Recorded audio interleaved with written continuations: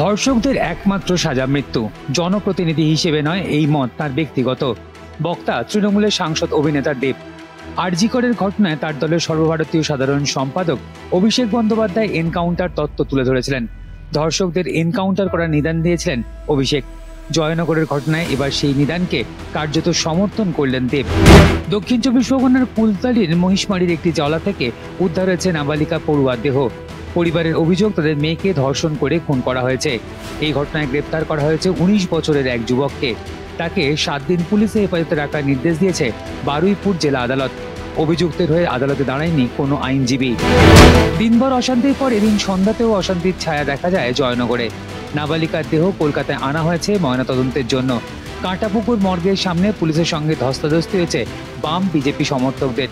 বিরোধীদের অভিযোগ, আরজি করের মতন এই ঘটনাতেও প্রমাণ লোপাট করতে চায় পুলিশ।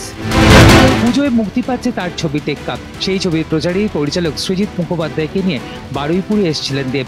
জয়নগরের ঘটনায় তার প্রতিক্রিয়া, এই ঘটনার সম্মিলিত প্রতিবাদ হওয়া প্রয়োজন। তার সাফ কথা, ধর্ষকদের শুট এন্ড সাইট করা উচিত। দেবের দাবি, ধর্ষকদের জনগণের টাকায় বেঁচে থাকার কোনো অধিকার নেই।